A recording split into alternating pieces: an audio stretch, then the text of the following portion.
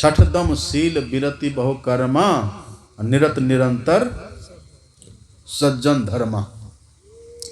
ये छठी भक्ति दमशीलता का साधन है। दमशील किसको कहते? इंद्रिय निग्रह।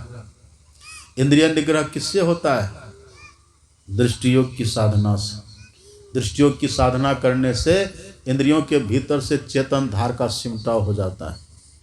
चेतन धार का सिमटा होने से हम निर्विकार होते हैं, हम निर्विषयी होते हैं, हम निष्पाप हो जाते हैं, हम सज्जनों के धर्म में बरतने वाले हो जाते हैं। इसलिए भगवान कहते हैं छठ दम शील विरति बहु कर्मा, निरत निरंतर सज्जन धर्मा। ये छठी भक्ति करने वाले से फिर पाप नहीं होता, जो सफल हो जाते हैं। पाप इसीलिए नहीं होता है क्योंकि वो विषयी नहीं होते हैं। और जो विषयी नहीं होंगे वो विकारी नहीं होंगे, और जो विकारी नहीं होंगे वो पापी नहीं होंगे।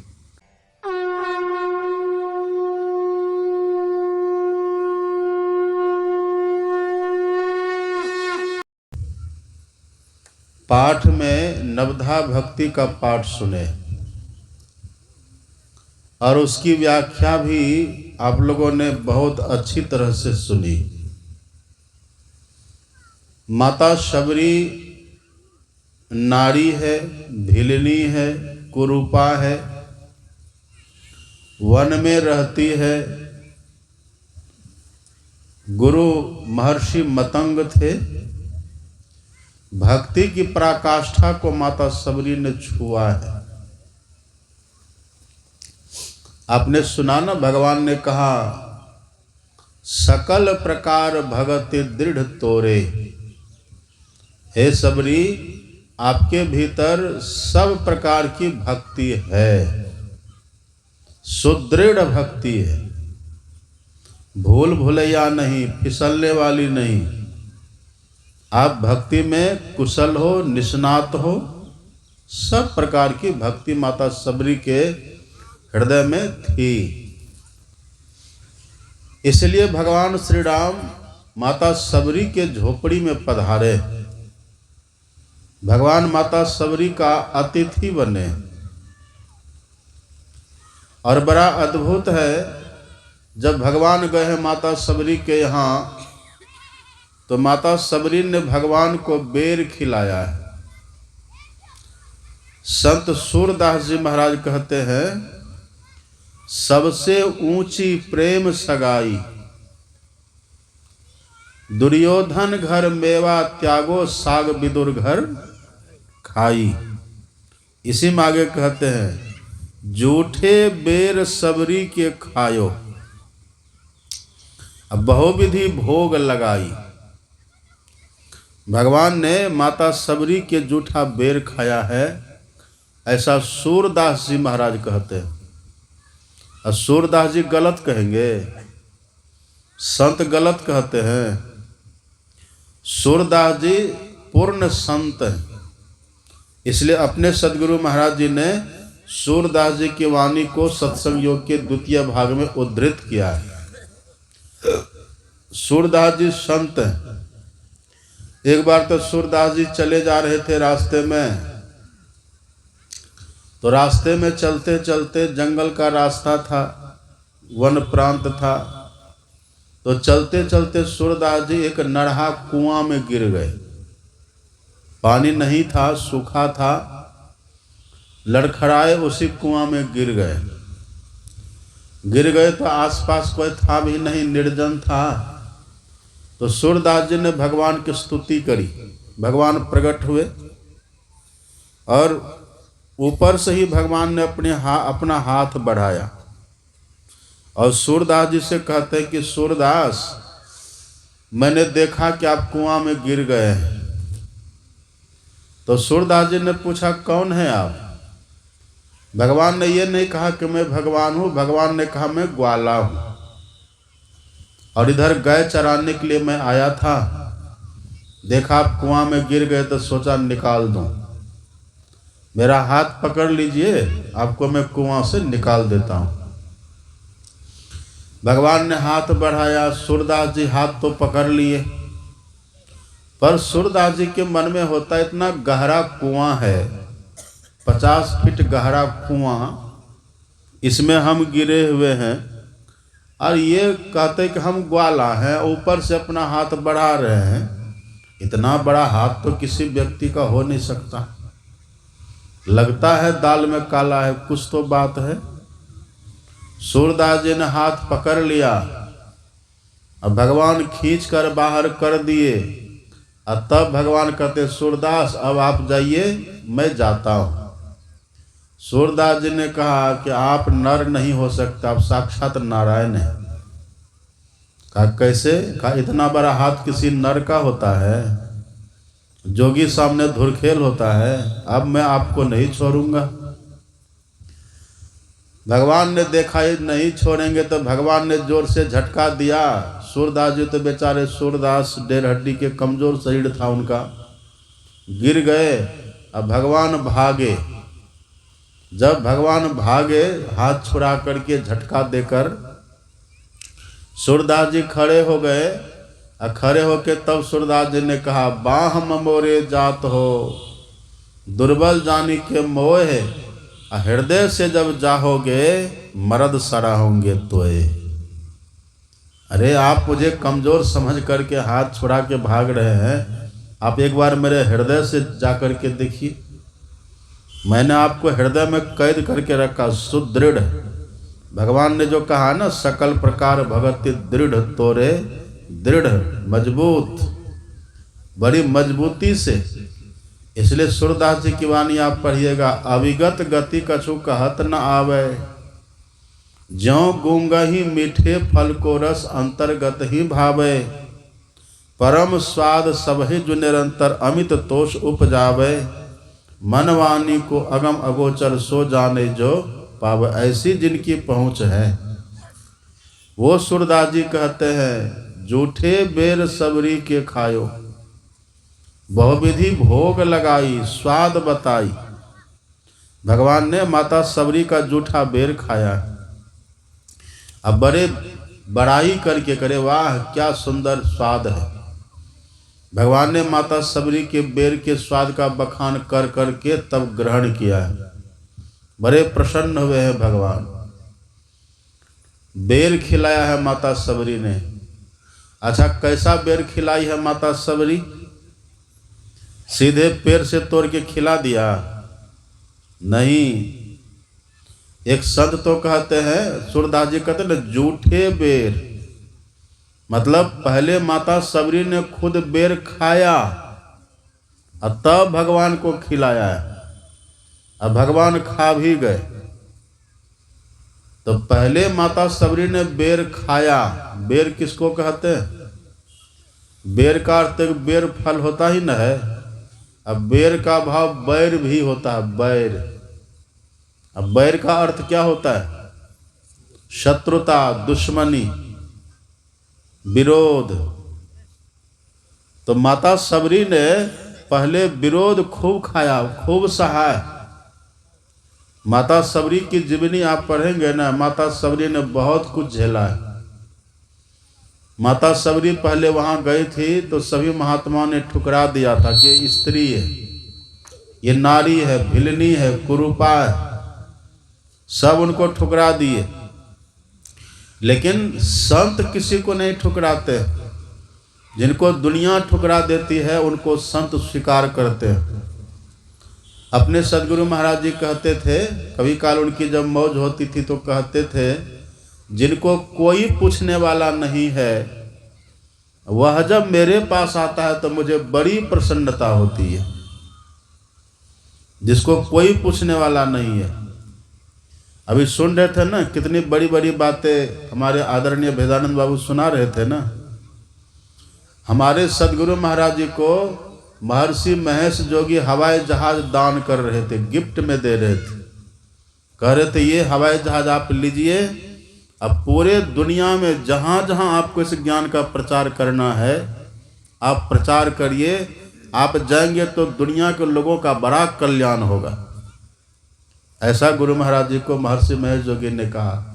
सदगुरु महाराज जी ने कहा, विदेश में तो आप प्रचार कर ही रहे हैं, आप प्रचार कर ही रहे, आप विदेश में ज्ञान का प्रकाश फैला ही रहे, आप फैलाइए। जब गुरु महाराज जी ने कहा ज्ञान का प्रकाश आप फैला ही रहे, फैलाइए, तब महर्षि महेश जोगी ने कहा कि सरकार, मेरे ज्ञान प्रकाश का तो पावर हाउस आप ही हैं।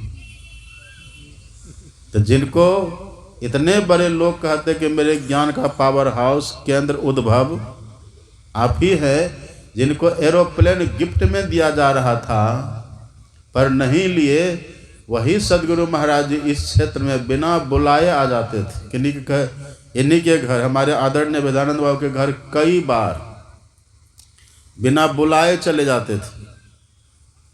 कितना स्नेह, कितना प्रेम। वही गुरु महाराज जी कहते हैं जिनको कोई पूछने वाला नहीं है, वो जब मेरे पास आते हैं ना तो मुझे बड़ी प्रसन्नता होती है। महर्षि महेश जोगी से गुरु महाराज जी ने कहा आप जाइए विदेश में प्रचार करिए, मुझे तो गरीबों को देखना है, मुझे तो पहाड़ियाँ को देखना है। ऐसे ऐसे लोग हैं इधर जिनको शौच करने की अकल नहीं है, भोजन कैसे किया जाता है उसकी जो कला नहीं सीखे, नहीं जानते। हमको तो इन लोगों को सिखाना है। कितना स्नेह, कितना प्रेम देखिए। तो संत महापुरुष जो होते हैं ना, वो किन्हीं से नफरत नहीं करते, किन्हीं से वैर नहीं करते। इसलिए माता सबरी ने वैर खिलाया, पहले खुद बेर खाया है माता सबरी ने। मतलब बेर भाव को, वैर भाव को, शत्रुता को भीतर से बिल्कुल निकाल दिया। शत्रु भाव को भीतर में रहने ही नहीं दिया। आप पढ़िएगा भागवत को, भगवान श्री कृष्ण से उद्धव जी ने पूछा है कि भगवान पूरी दुनिया तो आपके पीछे पीछे चलती है, सब दुनिया आपका अनुगमन अनुकरण करती है, आप किन्हीं के पीछे चलते हैं कि नहीं? आप किन के पीछे चलते हैं? तब भगवान ने कहा कि मैं भी किन्हीं के पीछे चलता हूँ। कहा किन के पीछे?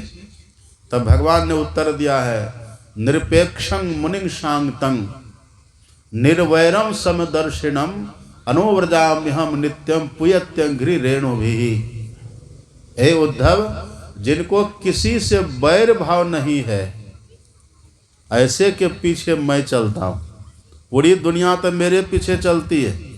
ये जिनके हृदय में किन्हीं के प्रति वैर की भावना नहीं है, शत्रुता की भावना नहीं है, अद्वेष्टः सर्वभूतानां मैत्रः करुण एव च, जिनके भीतर द्वेष है ही नहीं, मैत्री की भावना है, निर्ममो निरहंकारः, जो निर्मम है, निरहंकार है, स शांतिमधि गच्छति, वो शांति को पाता है। जिनके भीतर वैर भाव है ही नहीं है, भगवान कहते पूरी दुनिया भले मेरे पीछे चलती है पर मैं निर्वैर व्यक्ति के पीछे पीछे चलता हूँ।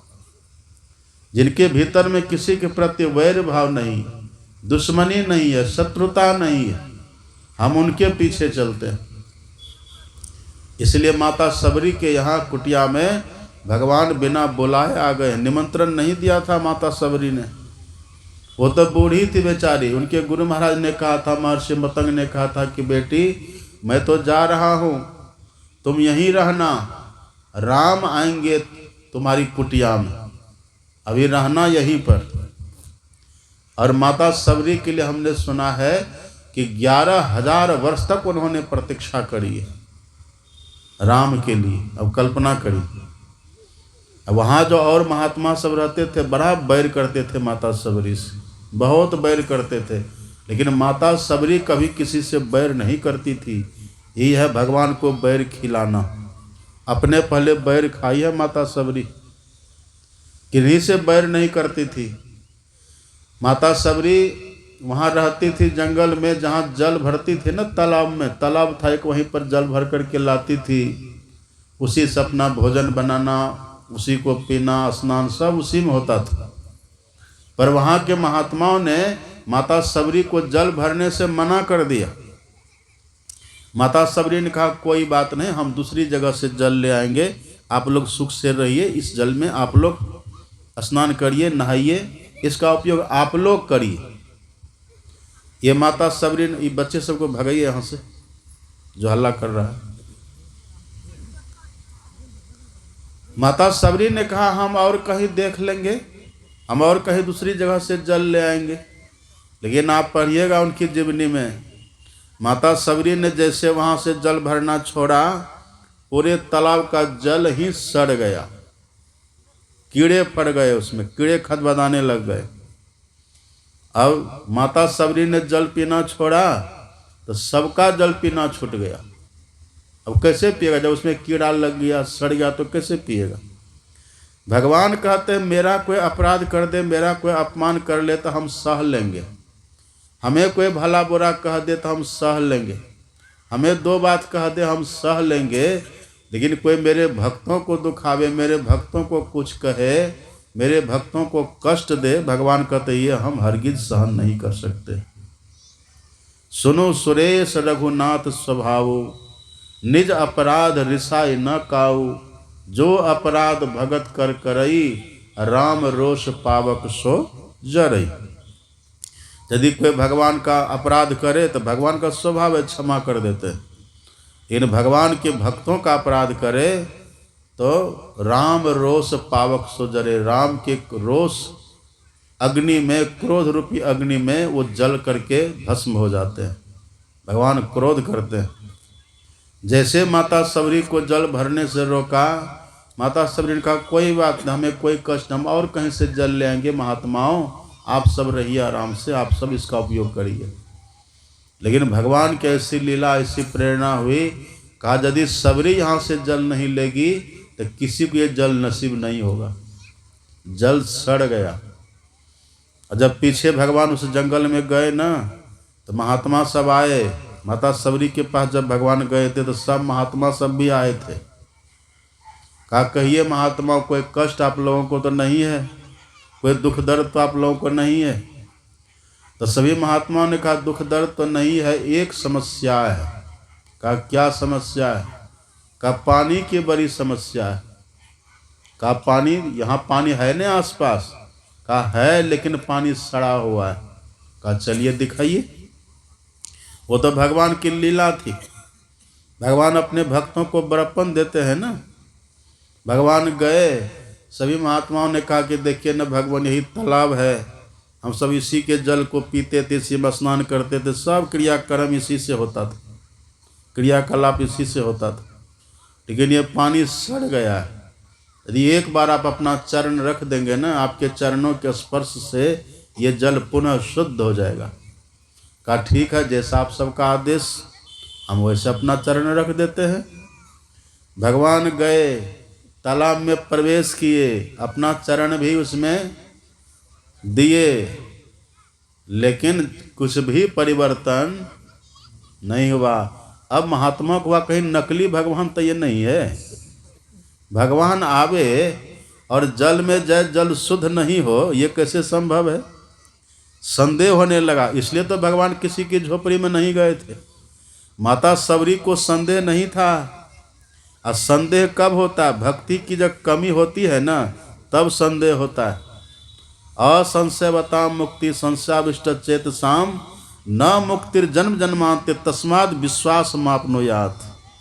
अगर थोड़ा सा भी संदेह मन में रहेगा तो भक्ति सफल होगी, कल्याण मुक्ति मिलेगी कभी। जो संत होते हैं ना, उनके भीतर का संदेह मिट जाता है। भिद्यते हृदय ग्रंथिस छिद्यन्ते सर्व संशया। कहाँ गया ऋषि? कहाँ गया रे? इसको हिला दिया। आप थोड़ा हट के बैठिए।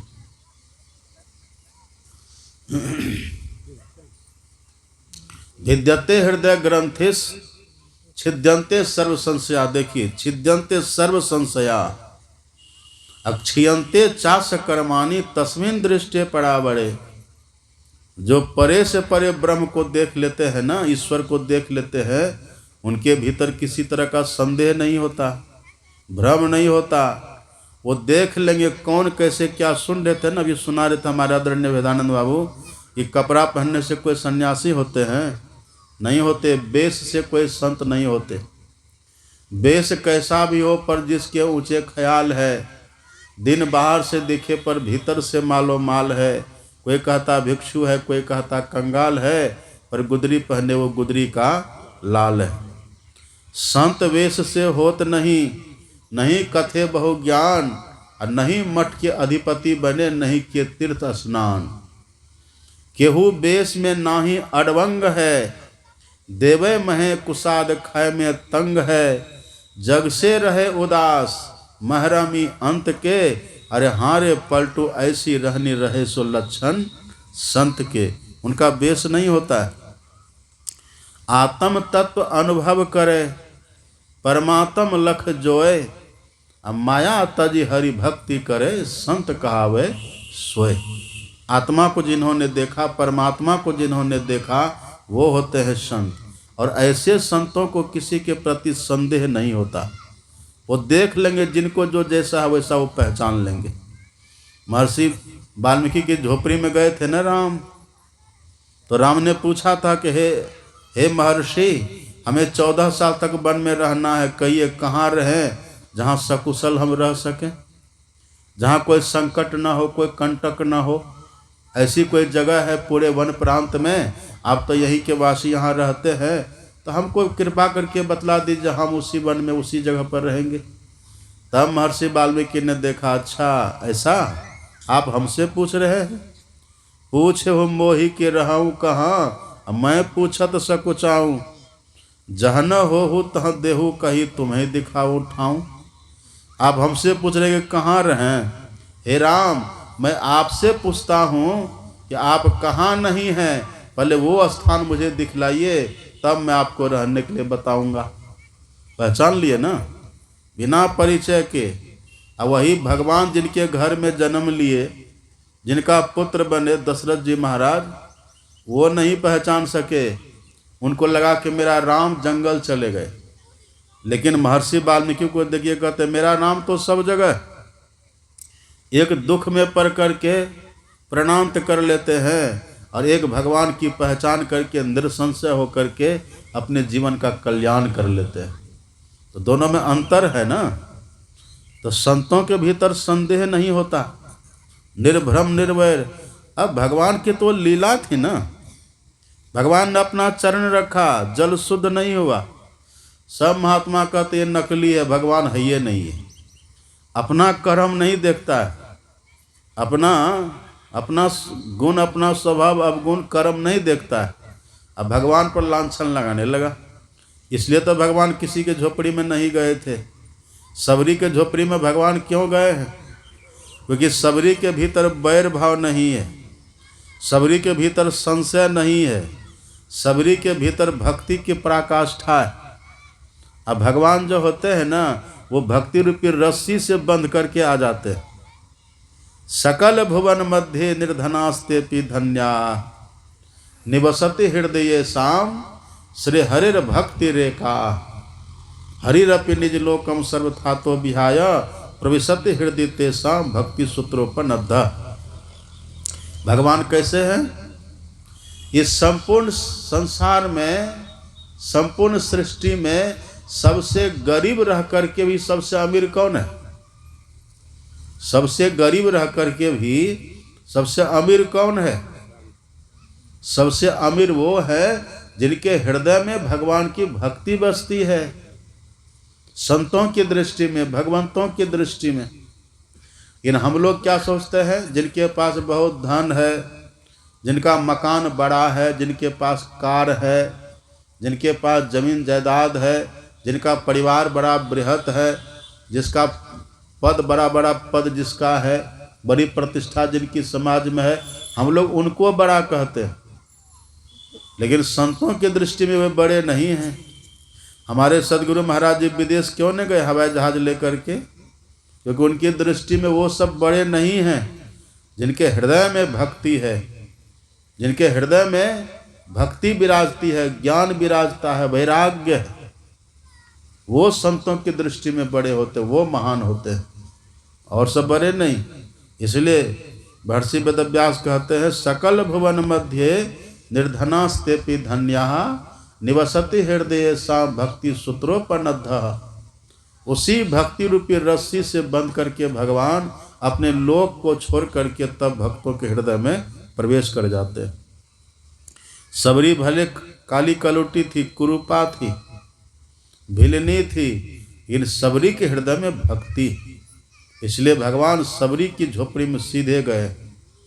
लाखों मौनी फिरे लाखों बाघम्बरी, अर्धमुखियो नखी लाखों लोह लंगड़ी, लाखों जल में तिरे लाखों भभूत के छानते, अरे हारे पलटू जामे राजे राम को नहीं जानते। जाके देखिए ना भी वहाँ कुंभ में क्या क्या, कोई कांटे पर सोया हुआ है, कोई पानी में रात दिन खड़ा है, कोई पूरा देह को धरती में गाड़ दिया है, कोई एक ही पैर पर खड़ा है, कोई हाथ को ऊपर करके रहता है, कोई नंगा ही रहता है, लेकिन इससे भगवान प्रसन्न नहीं होते।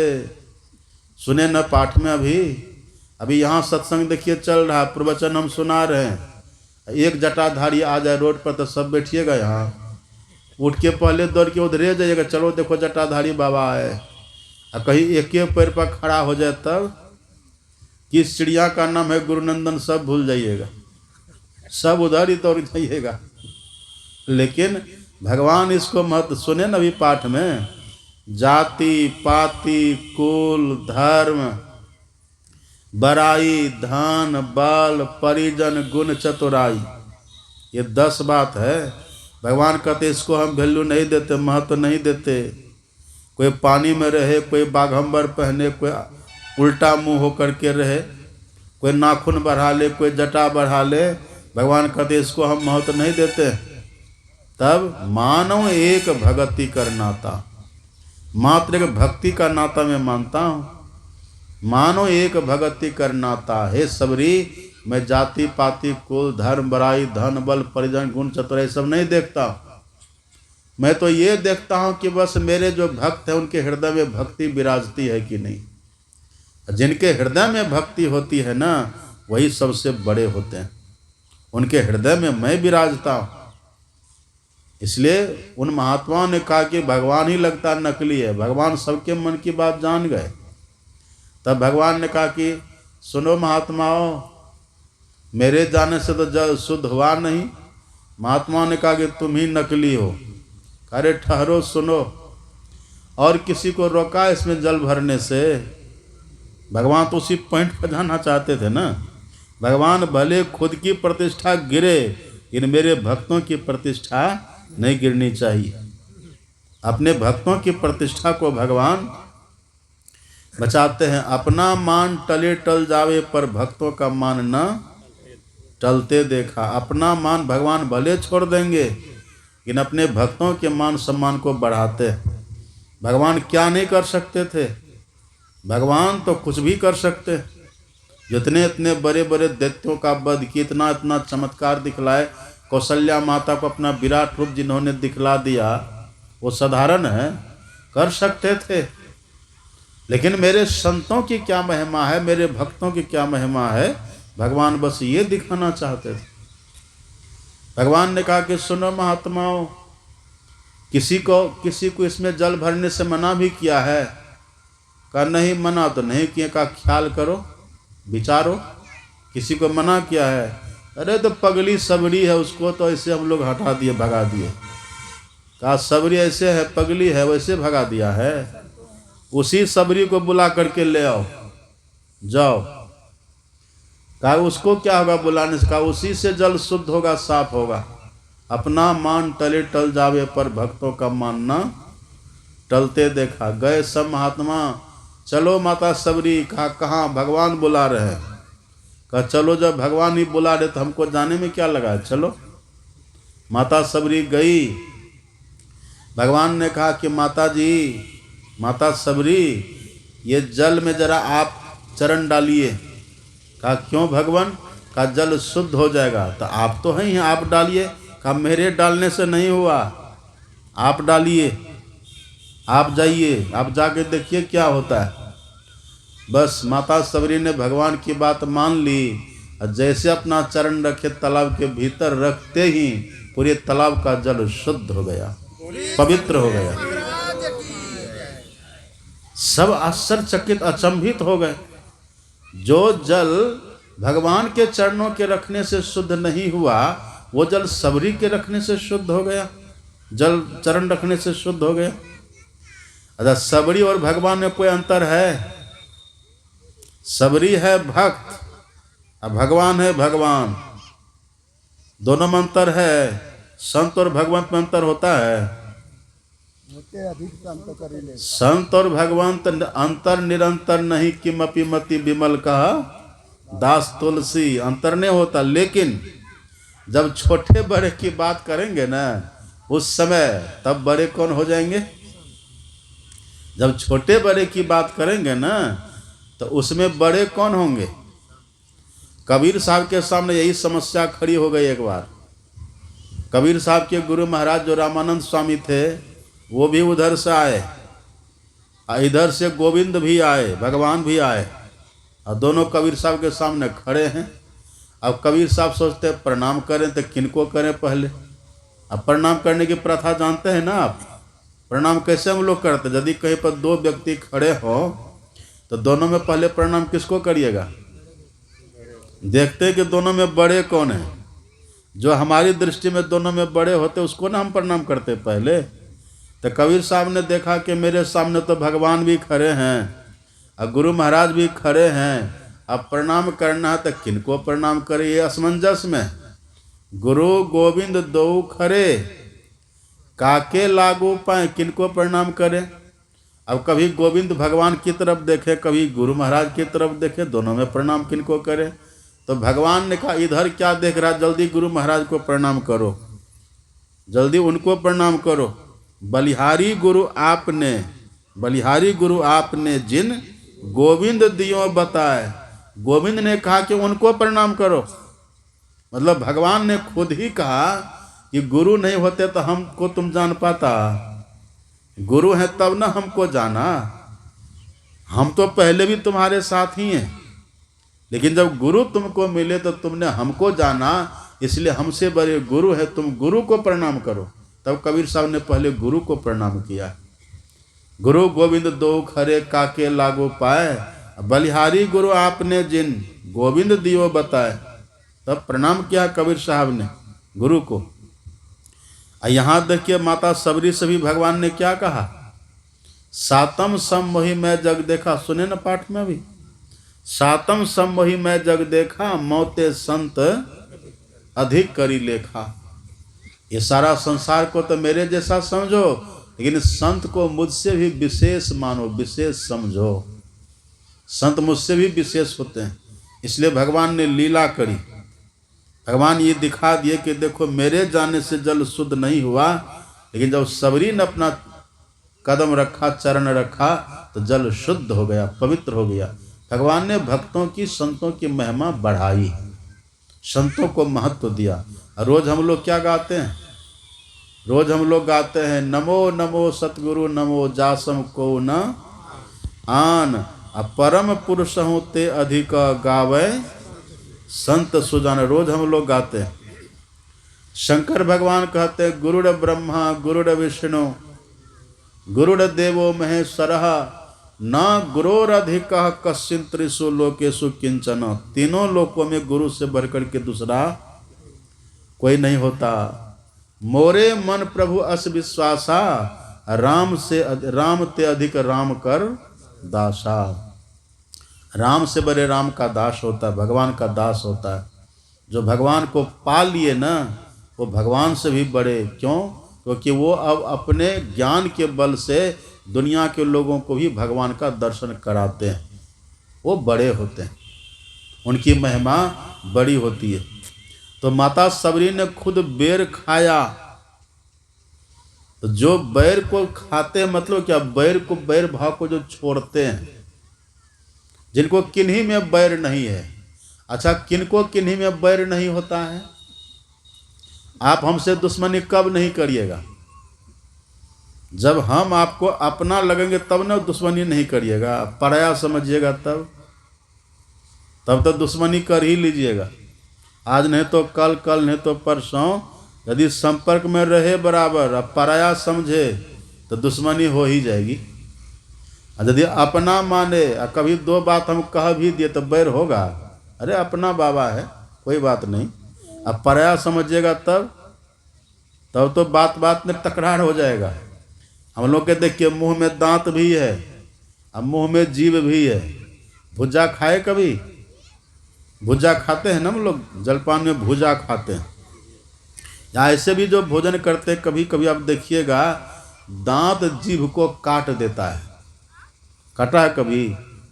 दांत जीभ को काटा है कि नहीं? तो कभी दांत पर गुस्सा आया आपको? कभी आया गुस्सा?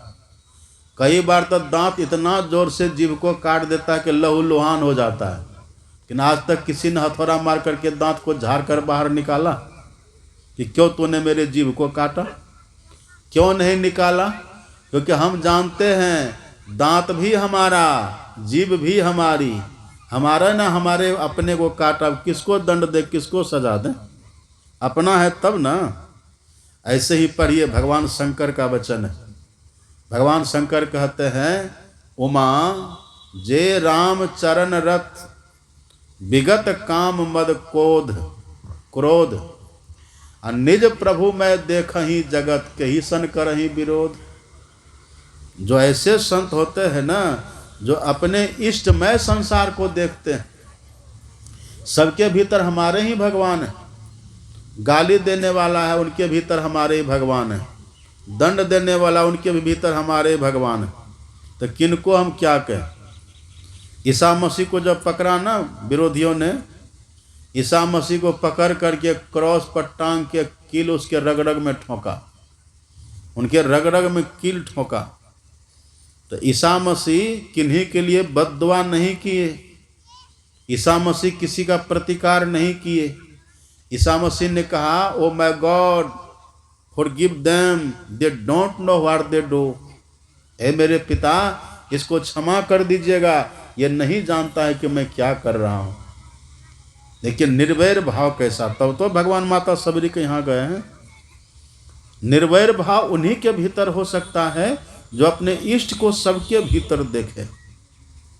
कोई खराब भी है तब भी हमारा ही है, कोई अच्छा है तब भी हमारा है, कोई कामी है तब भी हमारा है, कोई क्रोधी है तब भी हमारा। देखिए हम लोग जो है ना, हम लोग किसी दुर्गुणी को देख करके नफरत करते हैं, किसी अवगुणी को देख करके, किसी पापी को देख करके नफरत करते हैं। लेकिन संत महात्मा करते हैं? संत नहीं करते नफरत। संत तो कहते हैं घृणा पाप से करो, पापी से नहीं। घृणा पाप से करना चाहिए, पापी से नहीं। यदि कोई पापी है ना, एक मौका उसको भी दीजिए सुधरने का। यदि कोई नीच है ना, एक मौका उनको भी दीजिए ऊपर उठने का। कोई भी व्यक्ति सदा नीच नहीं रहता, कोई भी व्यक्ति सदा पापी नहीं रहता। पाप किस भाव में कर रहा है, पापी क्यों है, संत महात्मा उनके कारण का निवारण करते हैं। इसलिए अपने सदगुरु महाराज जी कहते थे, जिनको सब ठुकरा देता है, जिसको कोई पूछने वाला नहीं होता, जिसका कोई नहीं होता, गुरु महाराज जी कहते थे वो जब मेरे पास आता है ना तो मुझे बड़ी प्रसन्नता होती है। कहिए कितना उनको अच्छा लगता होगा। पटाचारा का नाम सुने? पटाचारा विशाखा जोगियो भगवान बुद्ध की शिष्या थी। भगवान बुद्ध की शिष्या थी। उनकी जवानी नवयौवन अवस्था आई, किसी से उसको प्रेम हो गया।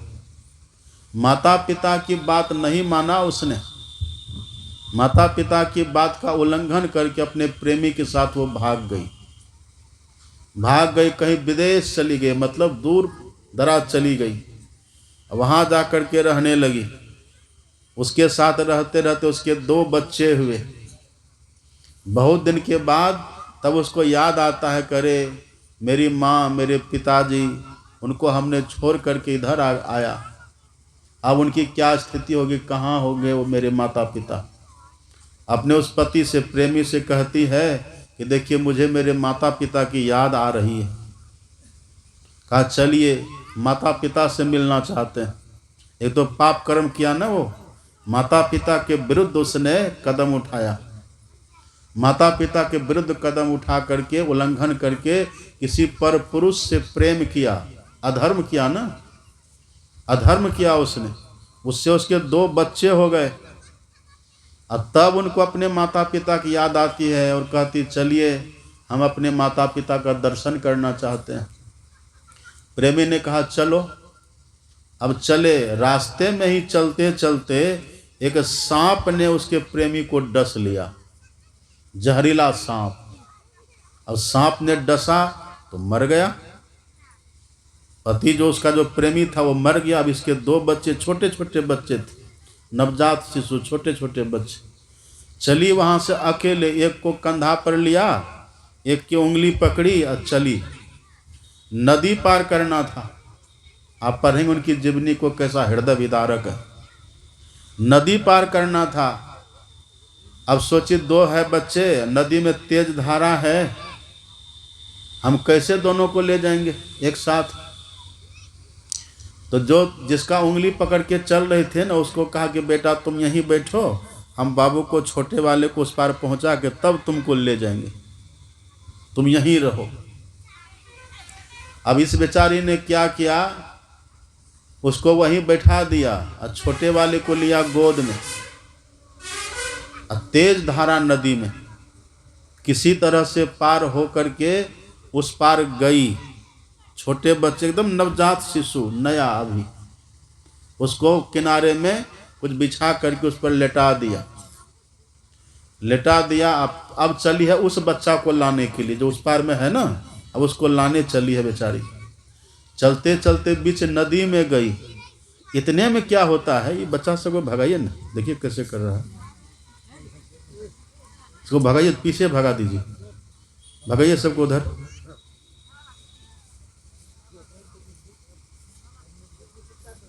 उठा भगाइए ना उधर। श्री सद्गुरु महाराज की। क्या कह रहे थे हम? नदी में। हाँ, अब बेचारी वो गई, बीच नदी में गई है। इतने में जो छोटा बच्चा था ना, नवजात जो था, जो किनारे था, जो जिसको रख के आई थी, कहाँ से चिल्ल आ गया। चिल्ल उस पर झपट्टा मारता है। अब उसने देखा, अब सोचिए माँ के हृदय में क्या बीतेगा। माँ का छोटा नवजात शिशु उस पर चिल्ल झपट्टा मारे, क्या बीतेगा उसको। अब उसको जैसे चिल्ल को जो भगा रही थी ऐसे ऐसे, इधर जो वो बच्चा था जिसको कहा था कि मैं आती हूँ तुम, वो बच्चा के मन में होता है कि माँ मुझे बुला रही है। उसके मन में होता माँ मुझे बुला रही है। अब वो बेचारी तो गिद्ध को उड़ा रही है इधर, और उसको होता कि माँ मुझे बुला रही है। अब वो बेचारा बच्चा वो चल पड़ा। अब नदी में तेज धार, अब जैसे चला तो नदी के धारा में वो बच्चा बह के मर गया, और इधर उसको गिद्ध लेकर के उड़ गया। छोटा था ना, उसको काट कूट के। अब आप कल्पना करिए, एक प्रेमी के साथ वो भागी थी, प्रेमी भी सांप के काटने से मर गया। 2 बच्चा थे कि डूब गया, को चिल्ल ने, गिद्ध ने खा लिया। अब जैसे वो बाहर निकलती है, विक्षिप्त हो गई बेचारी, पागल की तरह करने लग गई। बाहर जब निकली, थोड़ी दूर पर गई, रोती बिलखती, छाती पीटती, हाँ माँ हाँ पिताजी करते करते एक व्यक्ति मिला। पूछता है कौन हो तुम, क्या हो गया? अरे तुम फलानी हो क्या? हाँ। अरे तुम्हारे माता पिता तो कब के मर गए, नहीं रहे। तुम्हारे घर में कोई घटना घटी और माता पिता, तुम्हारे भाई बंधु, सब पूरा परिवार सब मर गए। अब आप कल्पना करिए उसकी क्या दशा हुई होगी। विक्षिप्त हो गई, पागल हो गई। सब कपड़ा तपड़ा फाड़ के नोच नाच करके फेंक दिया, पागल की तरह दौड़ने लगी वो बेचारी। संजोग से बगल में ही भगवान बुद्ध का शिविर था। वो दौड़ती बात, जो जहां वो जाए वहीं उसको ढेला पड़ता था। सब ढेला मारे, पगली कहाँ से आ गई, भगाओ भगाओ, पगली आ गई भगाओ। अब वही कैसे भागते भागते भगवान बुद्ध के शिविर में चली गई। वहां जब गई तो वहां के भिक्षुओं ने भी ढेला मारा, कहा भगाओ पगली को, मत आने दो इधर, भगवान है, बाधा हो जाएगी। लेकिन भगवान तो सब जानते थे ना, भगवान को तो सब पता था। भगवान ने देखा, अरे आने दो उसको मेरे पास।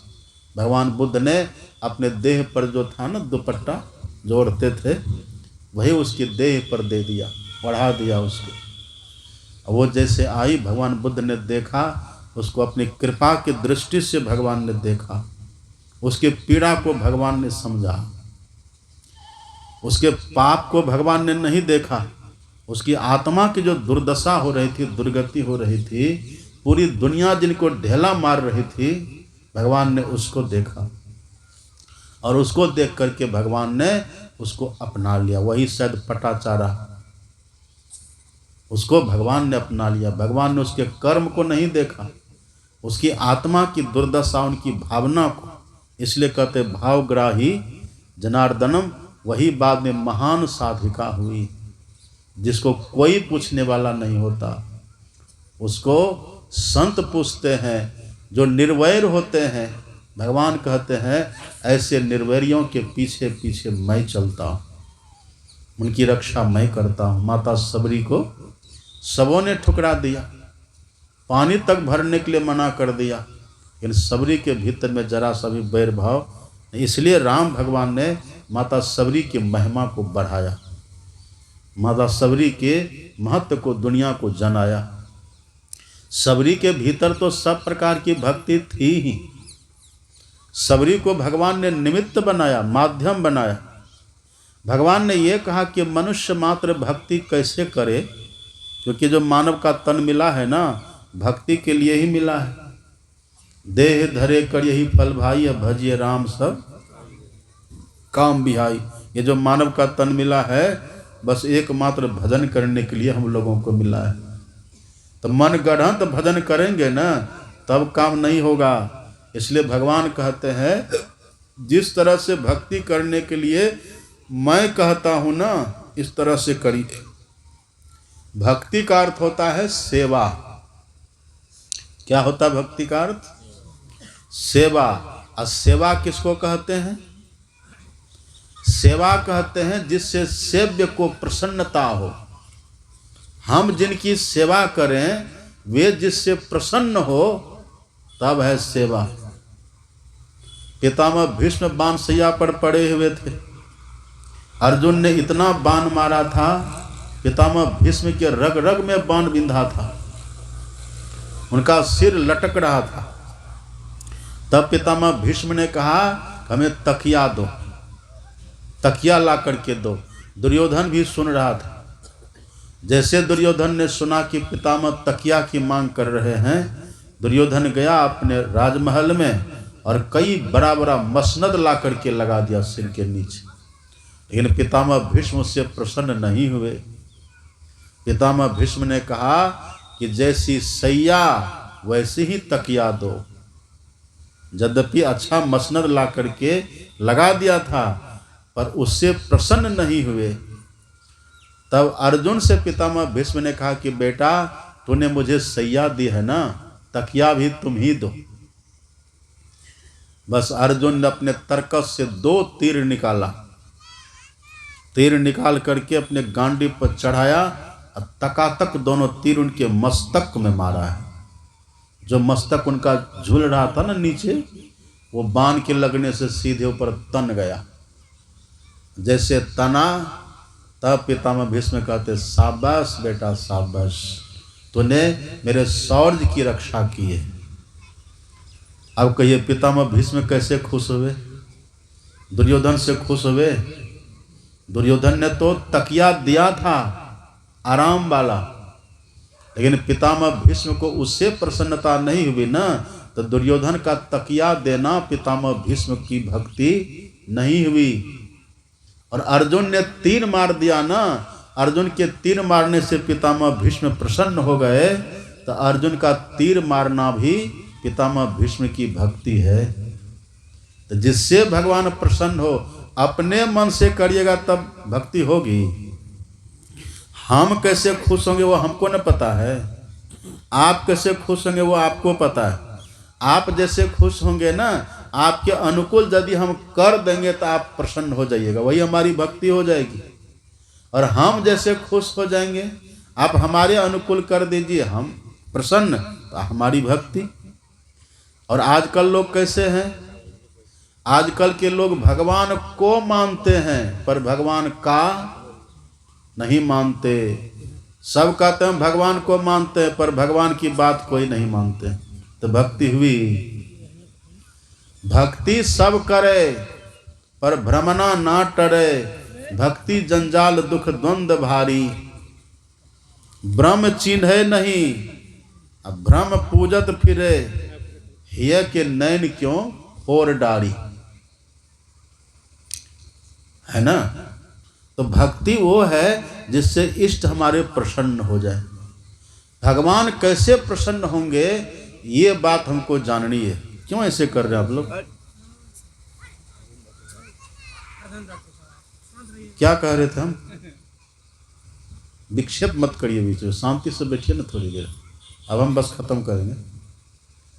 भगवान जो कहे उसको मानना हमारा कर्तव्य है।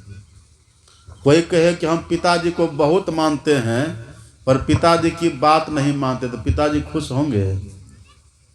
पिताजी को भले आप कहिए कि हम मानते कि नहीं मानते, मत कहिए। पिताजी जो कहे वैसा करते रहिए, बस पिताजी प्रसन्न हैं। ऐसे हम भगवान के भक्त हैं। ये कहे कोई या कोई भगवान की बात नहीं माने तो भगवान के भक्त हुए नहीं हुए।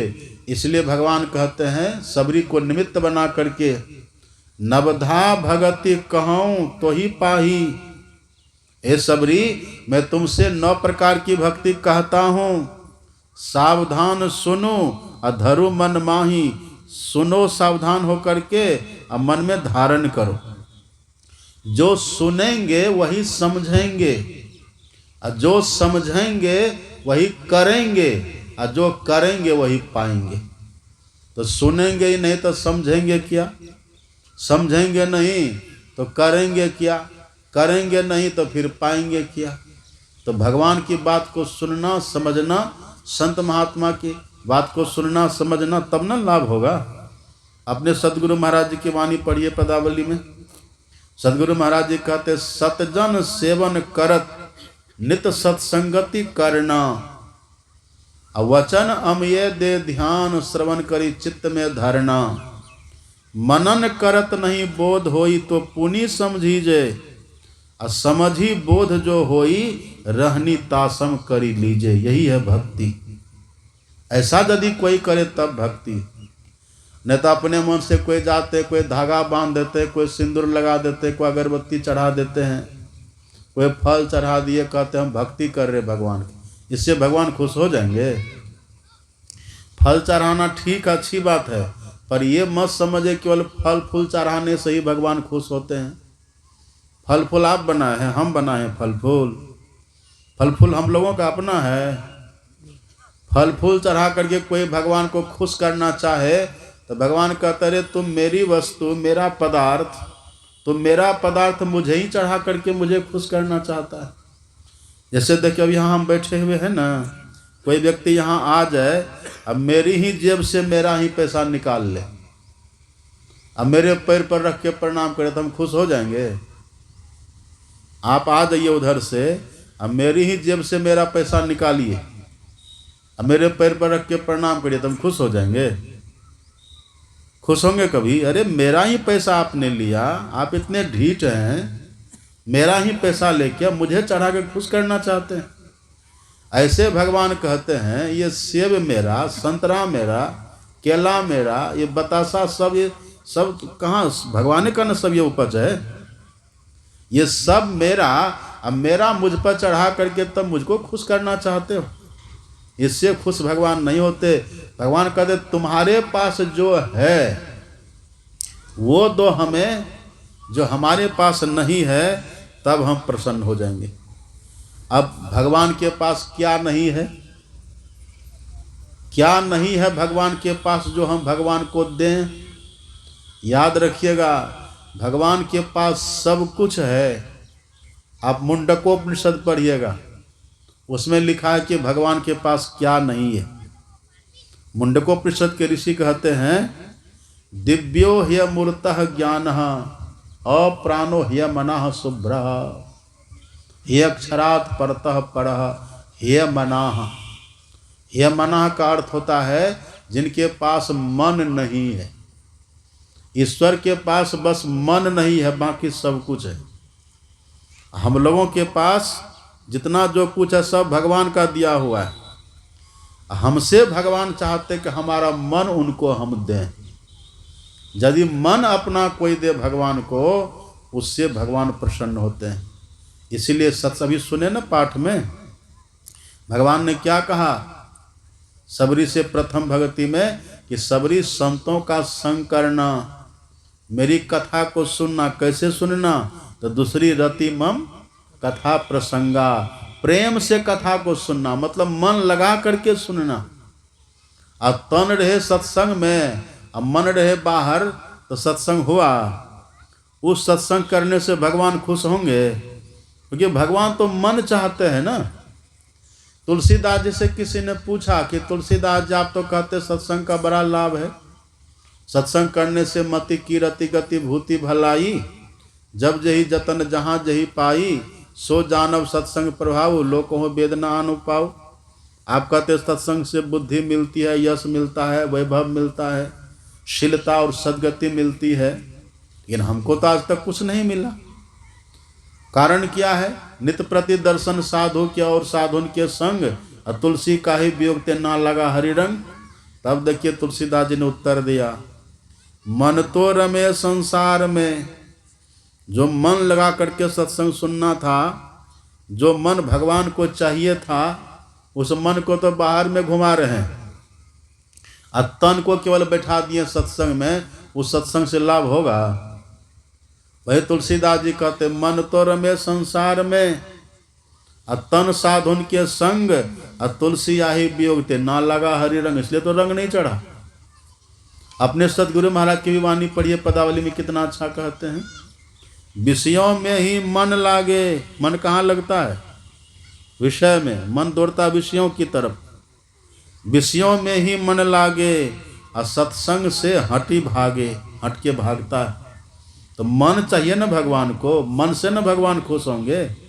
तो जो मन से सत्संग करते हैं, अब मन से सत्संग करने का लक्षण क्या होता है? जो मन से सत्संग करेंगे, सत्संग को बढ़िया से वो सुन भी लेंगे, वो समझ भी लेंगे, वो दूसरों को समझा भी देंगे। और सबसे बड़ी बात, मनन करत नहीं बोध होई तो पुनि समझी जाए, और समझी बोध जो होई रहनी तासम करी लीजे। इसका मतलब है कि वो सत्संग को ठीक से किया है। क्या नाम है जो सत्संग करवा रहे हैं? भूदेव बाबू, बड़े अच्छे पुरुष हैं। देखिए अपने नाते और पोथा के मुंह जुठौन और क्या अन्नप्राशन, और पोता का अन्नप्राशन और नाती का जन्मदिन के उपलक्ष्य में देखिए कितना कितना खर्च, एक दिन के लिए कितना खर्च ये कर रहे हैं। अब पहली बार इनका है? पहली बार नहीं है जी, पहले भी हम आए हैं यहाँ सत्संग के, लेकिन हमको आश्चर्य लगा दीक्षा वो आज लिए। पहले भी सत्संग कराए, कितना सत्संग में वो गए, भाग लिए, लेकिन दीक्षा नहीं लिए थे, दीक्षा आज लिए। आज उनका दीक्षा लेना सफल हो गया। क्यों? क्योंकि जो किए, जो कराए, अब वैसा वो करने भी लग गए।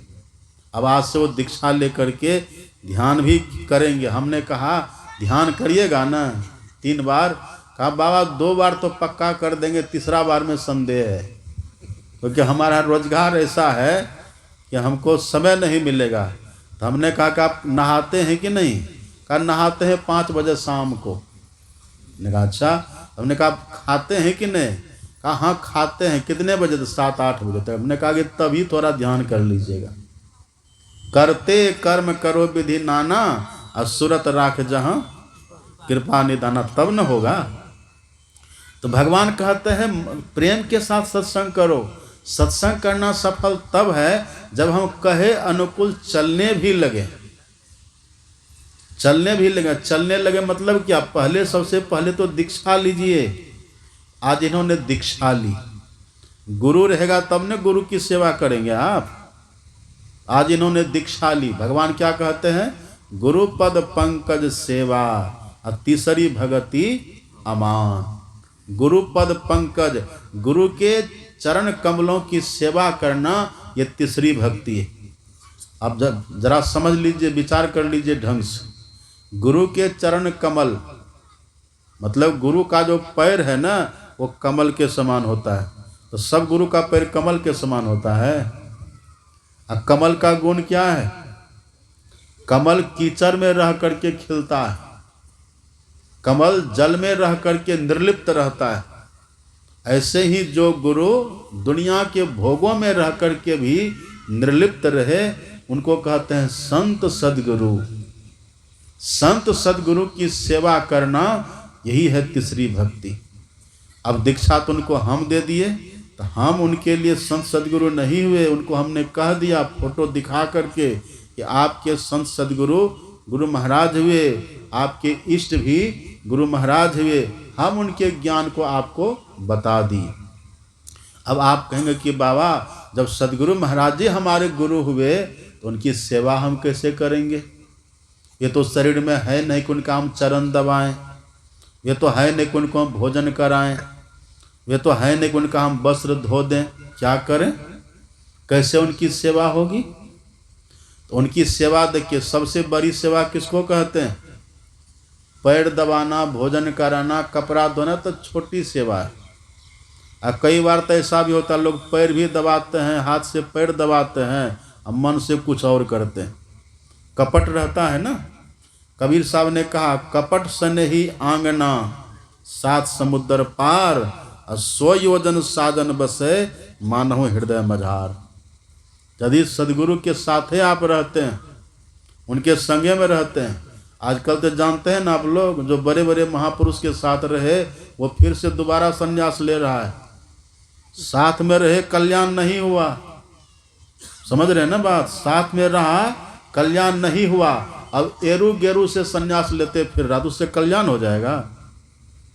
वही कहते हैं, कपट से नहीं 100 योजन साजन बसे, जानहु हृदय मझार, कपट से नहीं आंगना, 7 समुद्र पार। अपने सदगुरु महाराज जी ने कई लोगों को कहा था कि फलाने को हटा देना, फलाने को हटा देना, नहीं माने, बात सबकी फज्जती हो गई, दुर्दशा हो गई। नहीं, साथ में रहने से होता है केवल। सदगुरु महाराज जी बाबा साहब के साथ नहीं रहते थे, दूर रहते थे, लेकिन बाबा साहब जो कहते थे वो सदगुरु महाराज जी किए। आज देखिए दुनिया में उनकी पूजा हो रही है कि नहीं? जितनी स्तुति प्रार्थना लोग गुरु महाराज की करते हैं, इतनी संख्या में तो किसी भगवान की भी नहीं करते हैं। लोग करते हैं, देखिए अखिल भारतीय में कितनी भीड़ होती है, लाखों की भीड़ होती है। एक साथ सब मंगल मूर्ति सदगुरु गुरु महाराज की ही तो करते हैं। तो दूर रह करके भी देखिए सदगुरु महाराज जी बाबा साहब की आज्ञा का पालन करके बाबा साहब की तरह हो गए। दुनिया में उनकी पूजा हो रही है कि नहीं? तो सबसे बड़ी सेवा है आज्ञा का पालन। इसलिए कहते हैं आज्ञा सबने सुसाहिब सेवा। आज्ञा पालन के समान कोई सेवा नहीं है। कोई पैर दबावे अब बातें नहीं माने तो सेवा हुई? नहीं हुई सेवा। इसलिए आज्ञा सबने सुसाहिब सेवा। गुरु महाराज जी की आज्ञा क्या है? क्या आज्ञा की है गुरु महाराज जी? हम लोग को रटा दिए। रोज हम लोग गाते हैं ना, कोर्स एक दे दिए, एक सिलेबस तैयार कर दिए, रोज हम लोग गाते हैं। क्या गाते हैं? सत्संग नित्य अरु ध्यान नित्य, रहिए करत संलग्न हो। ये रोज करिए। और व्यभिचार, चोरी, नशा, हिंसा, झूठ तजना चाहिए। इतना यदि कर रहे हैं तो समझिए हमारी तीसरी भक्ति हो रही है। हम गुरु महाराज की सेवा कर रहे हैं, गुरु महाराज हमसे प्रसन्न हो रहे हैं। अब गुरु महाराज को सबसे प्रिय कौन होता है?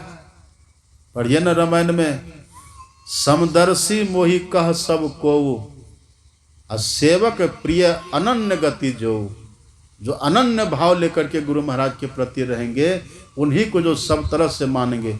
सुन रहे थे ना भी कितना अच्छा कह रहे थे। लोग गुरु महाराज को मानते लेकिन कुप्पा घाट से नफरत करते हैं। ये हुआ। गुरु महाराज को जो मानेंगे तो वो उनको कुप्पा घाट मानना ही पड़ेगा। जो गुरु महाराज को मानेंगे उनके शिष्यों को मानना ही पड़ेगा। अब कोई कहे कि हम गुरु महाराज को मानते हैं, कुप्पा घाट को नहीं मानते, इसका मतलब वो गुरु महाराज को ही नहीं मानते हैं, वो कहने भर का मात्र है। सबसे न प्रेम होगा, उनको सबसे प्रेम हो जाएगा। ऐसा भाव लेकर के जो रहे तब उनको देखते हैं। चैतन्य महाप्रभु को देख के उनके इष्ट थे भगवान श्री कृष्ण, तो वृंदावन में जाकर के वास करते थे, वृंदावन की निंदा नहीं करते थे। तुलसीदास के इष्ट थे राम भगवान, वो अयोध्या में जाकर के वास करते थे, अयोध्या की निंदा नहीं करते थे। मीरा के इष्ट थे भगवान श्री कृष्ण, मीरा लाख संकट सह करके भी वृंदावन में वास करती थी, निंदा नहीं करती थी। अब मीराबाई तो भजन भी लिख दिया है, सखीरी आलीरी मोहि लागे वृंदावन नीको, घर घर तुलसी ठाकुर सेवा दर्शन गोविंद जी को। रजत सिंहासन आप विराजत छत्र धरे तुलसी को, निर्मल नीर बहे जमुना में भोजन दूध दही को। मीरा के प्रभु गिरधर नागर भजन बिना नर फीको, मोहि लागे वृंदावन नीको। तो अपने इष्ट के सबसे उनको प्रेम होगा। यही है तीसरी भक्ति, गुरुपद पंकज सेवा तीसरी भगति अमान। गुरु महाराज की आज्ञा पर जो चलेंगे वो सदैव सुखी रहेंगे। दीक्षा में क्या बतलाते हैं? स्तुति प्रार्थना डेली करिए, सुबह शाम 2 बार स्तुति प्रार्थना सबको करनी चाहिए। स्तुति प्रार्थना करना यही है चौथी भक्ति। चौथी भगति मम गुणगन करई कपट तजी गाम। रोज करिए स्तुति प्रार्थना। यदि स्तुति प्रार्थना कभी नहीं करिए ना तो समझिए बहुत बड़ा हम अपना नुकसान कर लिए, बहुत बड़ी हानि कर लिया। हमारे गुरु महाराज जी कहते थे जो स्तुति प्रार्थना नहीं करता उनको आत्महत्या का पाप लगता है। रोज करना चाहिए, बड़े प्रेम से भाव से करना चाहिए। गदगद गिरा नयन बहनीरा मम गुण गावत पुलक शरीरा। भगवान कहते कपट को छोड़ करके करिए। कपट ने हम भीतर से है दुर्गुणी, अब बाहर से कहें सद्गुणी, ऐसा नहीं, जैसा है वैसा कह दीजिए। एक व्यक्ति गए भगवान के मंदिर में, तो भगवान के सामने हाथ जोड़ के खड़े हो गए। अब भगवान से कहने लगे नहीं विद्या नहीं बुद्धि बल नहीं खर्चन को दाम। तो बगल में एक महात्मा थे, महात्मा अंतर्जामी थे, बड़े श्रेष्ठ महात्मा थे। अब वो व्यक्ति भगवान से कह रहा नहीं विद्या नहीं बुद्धि बल नहीं खर्चन को दाम। तो बगल से महात्मा कहते हैं 20 लाख बैलेंस बैंक में सोने जानत भगवान। उसको छुपा कह रहे हैं, नहीं विद्या नहीं बुद्धि बल, ये तो ठीक है, लेकिन नहीं खर्चन को दाम, ये कैसी बात है? छुपाओ नहीं। कहते हम लोग रोज गाते हैं सब संतन की बड़ी बलिहारी, उनकी स्तुति यही विधि की जय मोरी मति अति नीच अनारी। विनम्रता से गुरु महाराज जी लिखे हैं ना, तब हम लोग गाते हैं। तो निष्कपट होकर के, प्रसन्न होकर के, गदगद गिरा नयन बहनीरा मम गुण गावत पुलक शरीरा, ऐसा होकर के जो स्तुति विनती करते हैं समझिए चौथी भक्ति है। अब देखिए बड़ी बात, दीक्षा में जो मंत्र हम लोगों को बतलाते हैं ना, वो मंत्र हमारी पूंजी है। ये मंत्र क्या है? मीरा कहती है पायो जी मैंने नाम रतन धन पायो। जैसे किसी को कोई हीरा दे दे तो समझिए कितना खुश नसीब होगा वो। हीरा किसी को मिले, कोई सोना किसी को दे दे, कितना खुश नसीब होगा वो। ये सोना चांदी हीरा जवाहरात तो मंत्र के पीछे सामने कुछ भी नहीं है। ये यदि जो दीक्षा में हम लोग को गुरु महाराज जी ने मंत्र दिया है ना, इसको यदि कोई ठीक से जप ले और सिद्ध कर ले ना, तुलसीदास जी लिखते साधक नाम जप ही लय लाए, हो ही सिद्ध अनिमादिक पाए। सिद्धि जपात सिद्धि हो जाती है। अनिमा गरिमा लघिमा महिमा प्राप्ति प्रकाम सिद्ध वसिद्ध, ये सब सिद्धियां मिल जाती हैं। और तुलसीदास तो कहते हैं जिनके पास मंत्र हो ना, उस मंत्र का ठीक ठीक जप करे, सब देवी देवता उनके बस हो जाते हैं। हमारे गुरु महाराज जी कहते गुरु गुरु गुरु कल्प विटप, गुरु गुरु गुरु में ही जप, गुरु जाप जपन साचो तप सकल काज सारण। कल्प विटप जानते किसको कहते हैं? कल्प विटप, कल्प विटप कहते हैं कल्प वृक्ष को। कल्प वृक्ष किसको कहते हैं? उस वृक्ष के पास जाइए, जो मन में कामना करिए सब हो जाएगा। ये कितनी बड़ी बात है कहिए। तो जिनके पास ये मंत्र होता है ना, गुरु मंत्र, गुरु प्रदत्त मंत्र, इसको बड़े प्रेम के साथ जपना चाहिए। ये मनोवांछा को पूर्ण करता है ये मंत्र। ये कल्प वृक्ष के समान है। गुरु गुरु जप अब पूरा तेरा तप। गुरु जाप जपन साचो तप, सकल काज सारण, सब काम सिद्ध करता है। और जो ठीक ठीक मंत्र का जप करते हैं ना, उसको अपने भीतर इष्ट का दर्शन भी होता है। जो एकाग्र होकर के ठीक से जप करे, जप रहे और जापक रहे, बीच में कुछ भी न रहे, तो इष्ट का दर्शन भी हो जाता है। ज़्यादा कठिन है नहीं, बस हमारे संकल्प की कमी है। हम जो ठीक से करते नहीं है ना, इसलिए सफलता नहीं मिलती। तो जो थोड़ा संकल्पित होकर के ढंग से करेंगे, उनको सफलता मिल जाती है। जप करना चाहिए ढंग से। जप करेंगे तो इष्ट का, गुरु महाराज का दर्शन होगा। इसलिए गुरु महाराज जी कहते हैं ना, अति पावन गुरु मंत्र, मन ही मन जाप जपो, उपकारी गुरु रूप को मानस ध्यान थपो। तो मंत्र को खूब बढ़िया से पवित्र भाव से जपना चाहिए, अनुष्ठान करना चाहिए। और छठी भक्ति है दृष्टि योग की साधना, उसी को बिंदु ध्यान कहते हैं। छठ दम शील विरति बहु कर्मा, निरत निरंतर सज्जन धर्मा। ये छठी भक्ति दमशीलता का साधन है। दमशील किसको कहते? इंद्रिय निग्रह। इंद्रिय निग्रह किससे होता है? दृष्टि योग की साधना से। दृष्टि योग की साधना करने से इंद्रियों के भीतर से चेतन धार का सिमटाव हो जाता है। चेतन धार का सिमटाव होने से हम निर्विकार होते हैं, हम निर्विषयी होते हैं, हम निष्पाप हो जाते हैं, हम सज्जनों के धर्म में बरतने वाले हो जाते हैं। इसलिए भगवान कहते हैं छठ दम शील विरति बहु कर्मा, निरत निरंतर सज्जन धर्मा। ये छठी भक्ति करने वाले से फिर पाप नहीं होता, जो सफल हो जाते हैं। पाप इसीलिए नहीं होता है क्योंकि वो विषयी नहीं होते हैं। जो विषयी नहीं होंगे वो विकारी नहीं होंगे, और जो विकारी नहीं होंगे वो पापी नहीं होंगे। पापी नहीं होंगे तो जीवन सुखी होगा, जीवन शांति का होगा। हम दुखी क्यों होते हैं? करहि पाप पावहि दुख, भय रुज शोक वियोग। पाप करने से 5 चीजें आती हैं। दुख आता है, रोग आता है, भय आता है, अपनों से वियोग होता है, और जीवन में शोक संताप भर जाता है। हम वही नहीं करेंगे। यही है छठी भक्ति। छठी भक्ति यदि कोई करे तो जम का फंदा भी कट जाता है। छठी भक्ति करने से भीतर में प्रकाश हो जाता है। और जब तक प्रकाश नहीं है, तब जब लग नहीं निज हृदय प्रकाश, अरु विषय आस मन माही, और तुलसीदास तब लग जग जोनी, भ्रमत सपने सुख नहीं। तब तक स्वप्न में भी सुख नहीं मिलता है।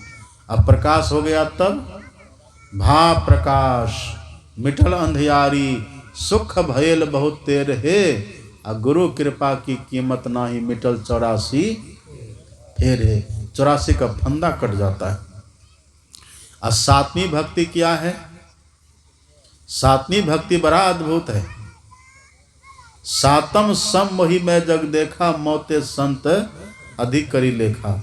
बाबा साहब कहते थे, परम संत बाबा देवी साहब कहते थे, जैसे लाह से लपेटी लकड़ी को अग्नि के ऊपर रखने से, अग्नि के ऊपर रखने से लाह पिघल करके गिर जाती है, ऐसे ही हम जो आवरणों में आवरणित हैं, इंद्रियों के आवरण में, शरीरों के आवरण में, जो 7वीं भक्ति करे ना, वो बिल्कुल निरावरण हो जाते हैं, वो सभी इंद्रियों से मुक्त हो जाते हैं। उसी साधना का नाम है नादानुसंधान की साधना। ये छठी भक्ति। नाद साधना करने से जीवन में समता इसीलिए आती है क्योंकि हम इंद्रियों से मुक्त हो जाते हैं। इंद्रियों के संग में रहने से विषमता आती है। इंद्रियों का संग छूटा, हम सम, अपना दर्शन हो गया, आत्मा अकेले रह जाती है। प्रभा शून्यम मन शून्यम बुद्धि शून्यम चिदात्मकम, और चेतन आत्मा केवल रह जाती है। यह सम की साधना। जब से अनहद घोर सुनी, इंद्री थकित गलित मन हुआ, आशा सकल भुनी। चित्त स्थिर चंचल मन था का, पांचों का बलहारा, चरण दास कृपा सु सहजो करम भरम भयो छारा। हम निर्बंध हो जाते हैं, निर्मुक्त हो जाते हैं और उसी आत्मदृष्टि की प्राप्ति से परमात्मा का दर्शन हो जाता है। अब जैसे परमात्मा का दर्शन हो गया, अब संतुष्ट सततम योगी, वो सदा संतुष्ट रहेंगे। अब इसलिए आठम यथा लाभ संतोष, ये आठवीं भक्ति फल हो जाएगा। सदैव संतुष्ट रहेंगे, वो कभी दूसरे का दोष नहीं देखेंगे, सपने वो नहीं देखें पर दोषा। नवम सरल सब संचल हीना, मम भरोस ही हरस न देना। बड़े सरल हो जाएंगे वो, उनके भीतर छल कपट कुछ नहीं रहेगा और ईश्वर के ऊपर पूर्ण निर्भर। अब दर्शन हो गया, निज प्रभु में देखहि जगत, कैसन करे वियोग। अब दांत भी अपना, जीभ भी अपनी, अपना अपना सब है, संसार पूरा अपना है। यही माता सबरी को भगवान ने निमित्त बना करके उपदेश दिया है। भगवान ने अंतिम में कह दिया, ये भक्ति एक भी यदि किन्हीं के हृदय में हो, नवमह एक जिनके होई, नारी पुरुष सचराचर कोई, सोई अतिशय प्रिय भामिनी मोरे, सकल प्रकार भगति दृढ़ तोरे। जोगी वृंद दुर्लभ गति जोई, तो कहा आज सुलभ भई सोई। और माता सबरी ने देखा कि जब भगवान जाने लगे, कहा ठहरो राम, ठहर जाओ। कहा क्यों माता? कहा पहले मुझे जाने दो, मैं तो बस इसीलिए अब तक थी संसार में क्योंकि मेरे गुरु महाराज ने कहा था, बस तुम्हारा दर्शन करना था, तुम यहाँ आए, मेरा काम समाप्त, अब पहले मुझे जाने दो, पीछे तुम जाना। देखिए कैसी जिंदगी है, ऐसा हम लोग कर पाएंगे? हम लोग का कोई ठिकाना है? पांव पलक की सुधि नहीं करे कल की साज, अकाल अचानक मारसी जो तीतर को बाज। टिड्डी छोटी चिड़ियाँ उड़ती रहती, किधर से बाजा के झपट्टा मार के पकड़ के चल देता है, उसको पता भी चलता है? ऐसे हम लोगों की जिंदगी कहाँ काल कबलित हो जाएंगे, कोई अता पता नहीं है। ये सबरी को देखिए, ठहरो राम, 11,000 साल तक मैंने अपने गुरु के आदेश से तेरी प्रतीक्षा में रहा, अब बस प्रतीक्षा खत्म, मेरे गुरु की आज्ञा का पालन हो गया, अब पहले मुझे जाने दो, पीछे तुम जाना। कही कथा सकल बिलो की हरिमुख, हृदय पद पंकज धरे, अतजी जोग पावक देह हरि पद लीन भई। माता सबरी आवागमन के चक्र से मुक्त दशा को प्राप्त हो गई।